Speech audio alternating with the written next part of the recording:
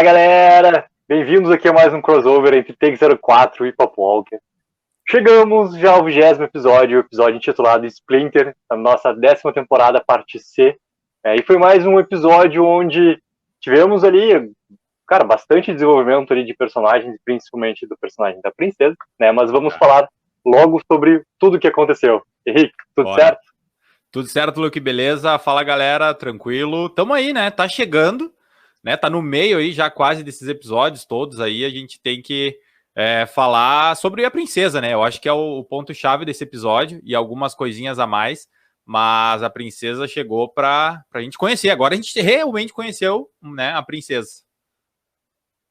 Exato, cara. E a primeira coisa já, o começo do episódio ali é basicamente, eles já tinham também colocado nas fotos, né? Onde a gente tem aquele momento de novo do soldado segurando eles ali, né? Tendo a agressão da Yumiko, que a gente ali não entende bem o ponto que é aquela agressão da Yumiko, mas é uma agressão. E logo a princesa já é jogada dentro do vagão e a gente começa a ter aquele contato inicial ali da princesa com a Yumiko, né? E até meio que o título do episódio, né? O tal do Splinter lá, de ser o momento onde a princesa consegue, cara, arrancar um pedaço ali do vagão para conseguir meio que tentar enxergar a Yumiko do outro lado, né? Sim. E daí a gente começa a conhecer a história da princesa, né? Cara, o que tu achou desse começo ali da princesa sozinha, basicamente como ela sempre foi nos últimos anos, né? Que a gente conhece dela, ela vivendo sozinha e tudo mais. E ela, cara, conversando com ela mesmo, mas utilizando ali a Yumiko como uma referência básica, né? Inclusive tem uma curiosidade, né, sobre esse lance da Yumiko, que ela parece que foi usada um dublê, né, porque tava na pandemia e ela tava lá onde é que ela é, do Reino Unido, acho, não me lembro, e ela não podia gravar, e aí tanto que usaram a voz, ouvia a voz dela e o parte do corpo, tu não viu a cara dela no episódio, né? Justamente porque ela, durante a pandemia, ela não pôde participar da gravação. Então é um detalhe interessante, né? Eles estavam... Isso aí nem eu sabia essa parte. Viu? Essa aí foi uma história curiosa aí que a pandemia acabou proporcionando, né? Mas, cara, quando tu me pergunta sobre esse episódio, tá? Quando tu me pergunta o que eu achei, é uma pergunta difícil, porque eu acabei achando duas coisas, porque no episódio engana, né? Então, até certo ponto eu achava uma coisa, e depois eu comecei a achar outra.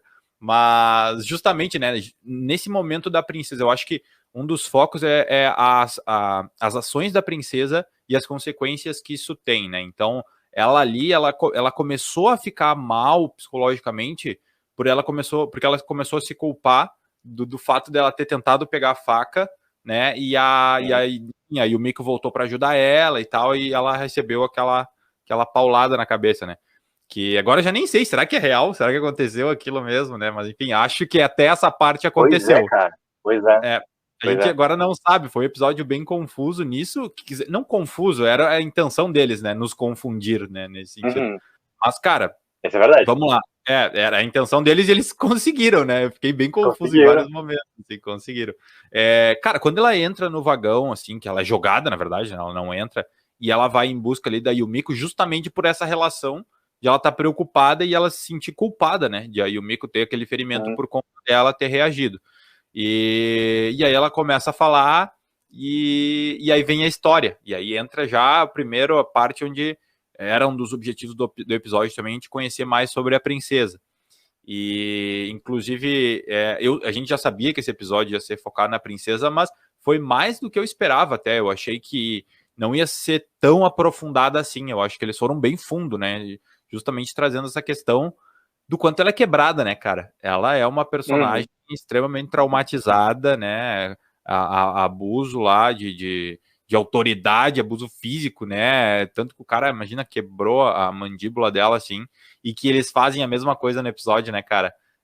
Fazem, cara. Eu achei isso, assim, ó, até aquela parte do interrogatório, eu achei muito curioso, porque, assim, ó, assim como tu tem aquela dúvida do começo, do que é real, do que não é, eu também acho que é real a agressão da Yumiko e tudo mais, mas a maneira como eles gravam aquele depoimento interrogatório lá, que a gente não vê de nenhum momento com clareza o rosto do soldado encarregado, sei lá, que é a patente daquele cara lá que tá fazendo, né? A gente consegue ver, mas ele tá sempre na penumbra, né? E a penumbra tá basicamente no rosto dele. Até no momento que ele levanta, ele continua com aquela penumbra, assim, né? E quando ele pega e bate nela do mesmo jeito, eu assim, ó, cara, isso também é uma coisa pra confundir, porque ela acabou de contar pra gente, né, o que aconteceu no passado, e daí acontece uma agressão que é basicamente do mesmo jeito como ela tinha descrito antes, né? Pô, daqui a pouco aquele cara lá que a gente não vê o rosto, eu acho que o Walking Dead ele não ia fazer isso, mas ele deu muito a entender nesse episódio pra confundir, né? Cara, daqui a pouco é algo que tá na cabeça dela, daquela figura lá também, entendeu? Pra gente não identificar o rosto. Porque juntando essas pecinhas, né? Do mesmo jeito, cara. E ela, no momento que ela toca, ela meio que lembra, né? Ela lembra alguma coisa, assim. Então, isso tudo o episódio fez muito bem, de confundir, né? Ficar jogando as informações de um jeito que nos confunda muito, né? A gente não sabe, é difícil tu afirmar o que é 100% real e o que é parte daquela imaginação dela, né? Eu acho, e aí eu tento achar um momento onde isso tudo começa, assim, que é o gatilho. E eu acho que é na questão da farpa no dedo. Quando ela vai ali tentar falar com a Yumiko e tal, e tem aquela farpa, que tanto que a história começa pela farpa, né? Eu acho que talvez a partir dali, tudo que aconteceu começa a ser duvidoso, vamos chamar assim, né? E até essa questão da farpa, e aí ela contando a história, a gente começa a ver que, cara, os pais dela, tipo, não se importavam. Na verdade, a mãe, eu acho que era padrasto, se não me engano, né? Não tenho certeza agora, mas padrasto dela. E, cara, enfim, né, todo esse abuso psicológico, assim, e até físico, a questão da agressão, torna ela quem ela é, tipo, e essa parte, e vamos fazer um comentário extra aqui, que baita atuação, né, cara? Que baita atuação da atriz, assim, meu, de relembrar e trazer esse sofrimento, assim, eu achei que foi bem, porque pra personagem, né, aquela risada meio forçada, assim, né, tu tá sofrendo, mas tu dá uma risada meio forçada, assim, eu acho que foi bem legal. E depois, o que começa a acontecer depois, né, de ela ir falar com o Eugene ali, e de novo a questão das ações dela, que consequência que isso pode trazer. Então, isso foi a tônica do episódio, assim, né. Também, de novo, né, será que ela realmente falou com o Eugene? Será que ele tava ali realmente, sabe? Cara, tem uma coisa assim, ó, que eu não gostei do episódio, não foi a conversa dela com o Eugene, mas foi a maneira como ela chegou no Eugene. Quando ela olha pro outro lado do vagão lá, cara, é gigante aquele espaço ali, aquele tapume que eles colocaram ali no canto do vagão, é muito grande. E ela consegue tirar com muita facilidade aquele tapume ali. Tá? É óbvio que ali é só algo, né, que, sei lá, quem colocou pra conseguir, sei lá, saída ou entrada de qualquer coisa no vagão. Isso eu comprei, você entende? Sim. Só que, cara, eu acho que aquele ponto ali onde os soldados estão é algo que eles têm no mínimo conhecimento do local por completo. Então eles saberiam, cara, que naquele vagão ali tem uma saída, que é simplesmente arrancar, tu tem a saída ali, tá? Eu achei muito simples a maneira como tem aquela baita tapume lá, que ela pega, arranca, daí ela chega no Eugene pra ter a conversa tudo com o Eugene, entendeu? Essa eu acho que é o ponto que eu não gostei do episódio, porque no momento como ela consegue ter o contato com a Yumiko, pô, ali eu gosto, ali eu compro. Porque, cara, é algo que ela conseguiu quebrar que é mínimo, não é algo gigante como quase uma porta aquilo ali. Uma portinha de pequenininha assim, entendeu? Pra passagem, cara, é muito grande. Tanto que ela passa sem maior dificuldade, né? Ela se abaixa ali e ela já consegue passar. Sim. E essa questão, esse ímpeto dela de querer fugir, mas também já mostra que ela tá ali, ela já fez uma conexão com aqueles personagens que são os amigos dela, né? Que é amigos de uma semana, mas que em tempo de apocalipse é muito, né? Então, ela leva em consideração ali o que o Dino tá falando e tal, mas para mim ali o que mais pesou para ela foi justamente o medo de ela tomar uma outra ação que prejudicasse o grupo, assim, porque, né, ela já tinha tentado pegar a faca e não deu, não conseguiu. Tanto que eu achei que era ali que ela ia tentar fugir naquela cena, né? Que ela saía correndo e tal. Mas não, ela depois foge em outro momento, assim. Eu achei que quando ela saiu do vagão que ela ia sair correndo para fugir. Mas não foi. Eu acho que ali demonstrou muito essa questão do peso que ela tá na consciência, vamos dizer assim, das ações dela, né? Então isso eu achei interessante. E aí ela volta pro vagão e tal, até chegar o lance do Ezequiel, né? Do Ezequiel ou do Ezequiel, enfim. Cara, ali eu caí muito, assim, eu acreditava certamente. Eu não duvidei em nenhum momento que era ele, sabe? Não duvidei, assim, foi muito verdadeiro. Eu A também, mentira foi cara. muito Pra mim, verdadeira. a primeira coisa assim, eu adorei a maneira como ela fala em relação a tempo dentro de um apocalipse zumbi. Né? É, Que a diferença de tempo é completamente diferente de como se fosse na civilização sim, normal estabelecida socialmente, assim. E faz sim. muito sentido, né? Pô, alguém que É, nunca teve ninguém por muito tempo, pô, agora tem, cara, é uma eternidade pra ela mesmo, né? E a felicidade que ela fica quando no interrogatório o responsável lá é. pelo interrogatório lá que a gente não vê o rosto fala, né? Pô, teus amigos aí, ó, meus amigos. Ela fica Sim, feliz, pô, meus eu tenho amigos, pô, amigos. tu acha que são meus amigos? É, ela fica muito feliz, isso é Sim. legal. E isso também bate depois na conversa dela com o rei, né? Quando o É, rei inverte aquilo, inverte a informação pra ela e ela sente, né? Ah, tá, sim. então não somos amigos. E eles falam de novo dessa relação de tempo ali, né? E É, ali é uma coisa muito legal, cara. Eu também caí completamente na conversa dos dois. Pra mim, sim. tudo que tava acontecendo ali é real, fazia muito sentido ele É, ter fugido, porque a gente vê ela fugir também, né? No episódio, sim. ela consegue sair do vagão e falar com o Eugene. Então, não sei como é que é o vagão do Eugene, vai ver o vagão do Eugene. O vagão do rei também podia ter um momento dele conseguir escapar, ok? Sim, Pô, sim. chegou lá, tudo mais, né? A conversa deles funciona perfeitamente bem, de desenvolvimento de tudo ali. E daí a gente chega naquele momento ápice, né? Porque a gente tá lidando nesse episódio com essas informações que os soldados querem, né? Que eles Uhum, querem descobrir quem são, na verdade, aquele quarteto e o que é que eles querem, onde é que eles vêm e tudo mais. sim. E a princesa não fala, né? No momento até depois até ela responde no final, né? Cara, ela não conhece eles tão bem assim pra saber exatamente os pontos, né? Depois Sim. quando ela é sincera pra falar tudo isso, assim. Mas ok, Sim. ela decide não falar nada, né? Ah, E daí, cara, me bateu muito assim, pô, será que os outros estão falando? Será que tá tendo algum tipo de informação que os outros estão liberando, que não sei o que não sei o que não sei o que?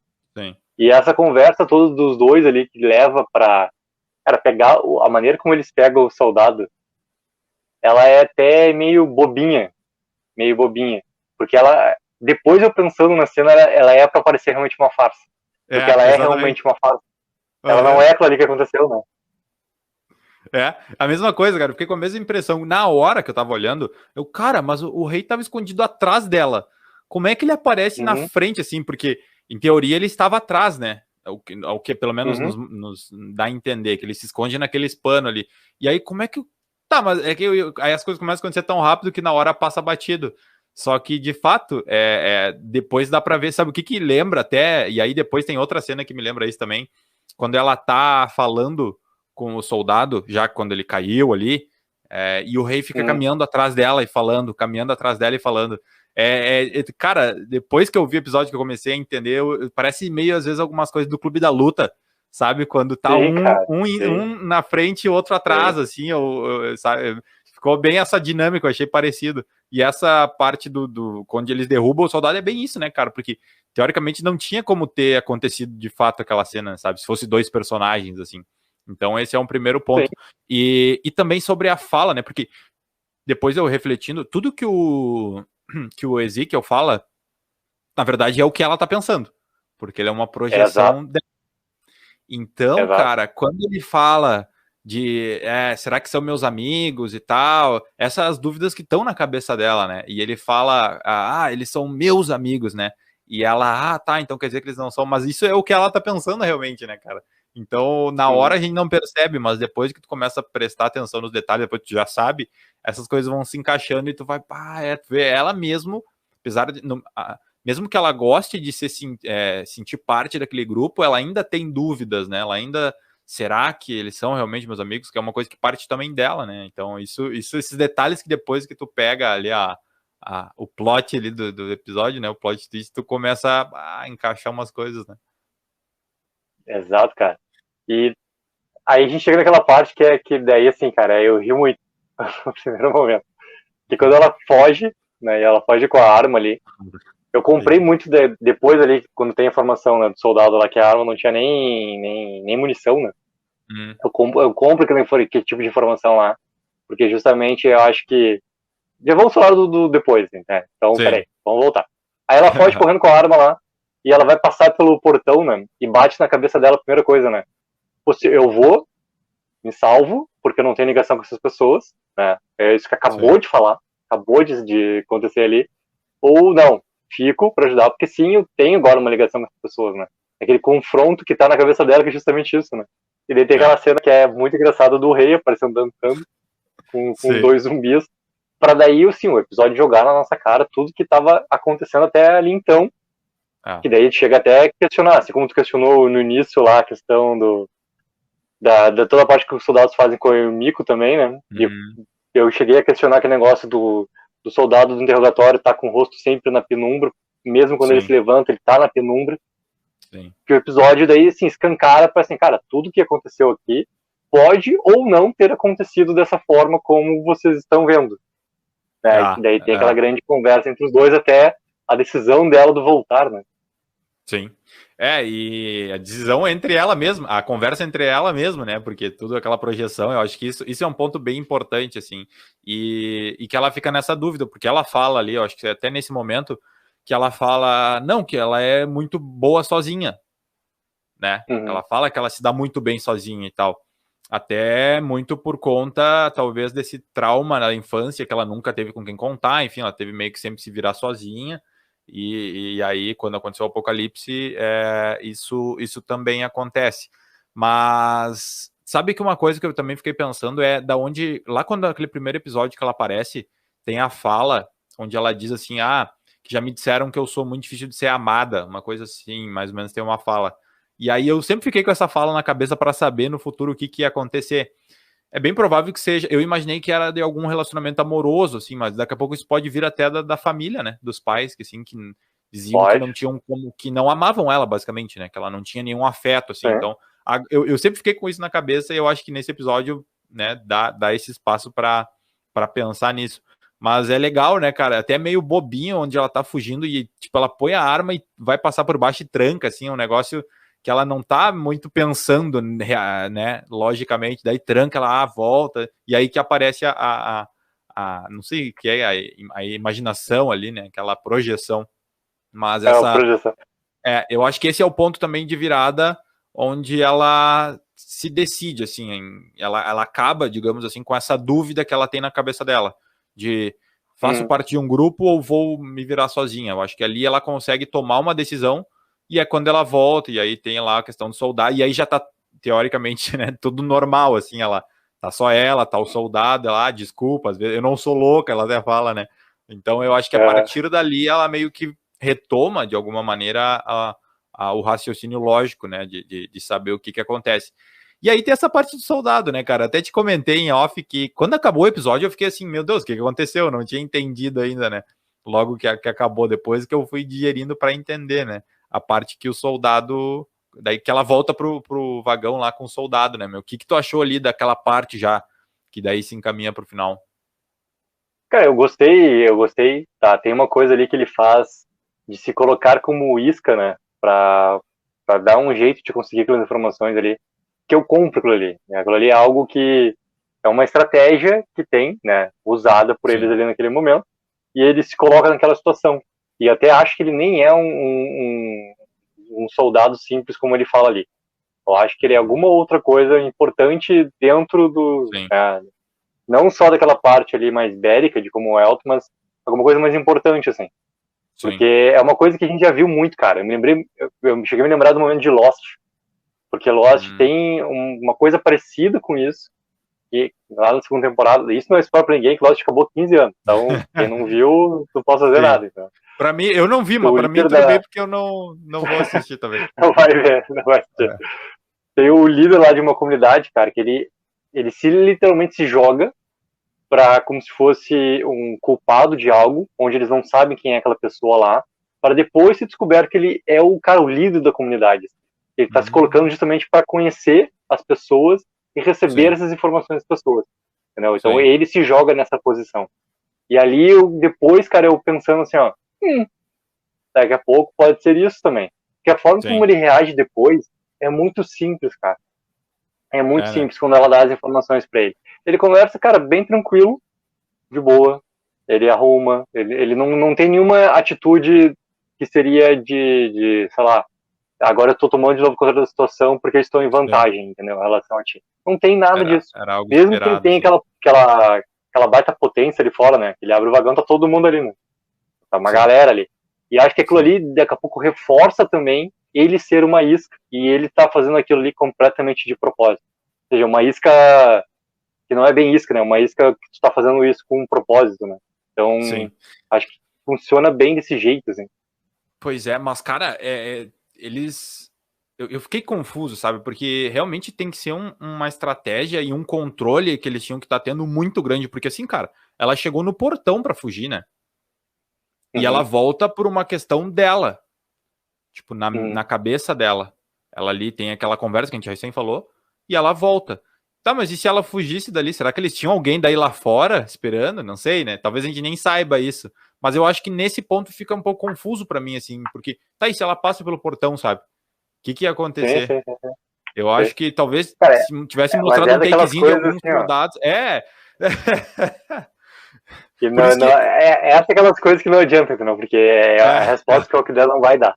Ele não vai vai dar ter, pra ver. né? Não vai ter. Porque, realmente, cara, eles deviam ter um controle muito grande da situação para ser um plano e acontecer tudo como eles planejaram, assim, né?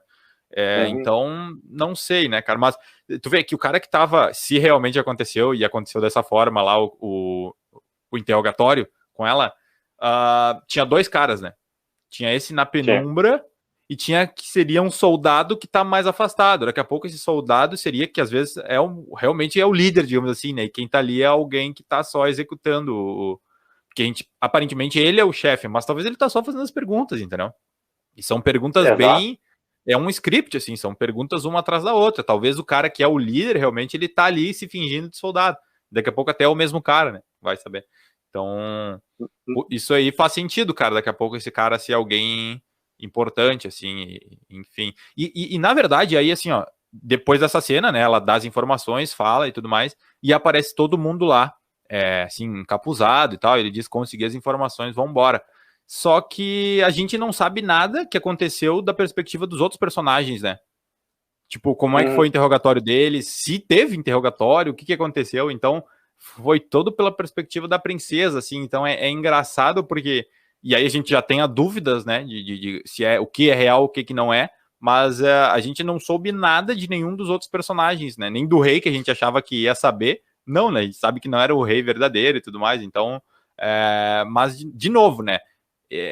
Foi um plano que deu tudo muito bem certinho, até ela fugir e voltar, né? Esse é um ponto que a gente, beleza, vamos deixar passar, né?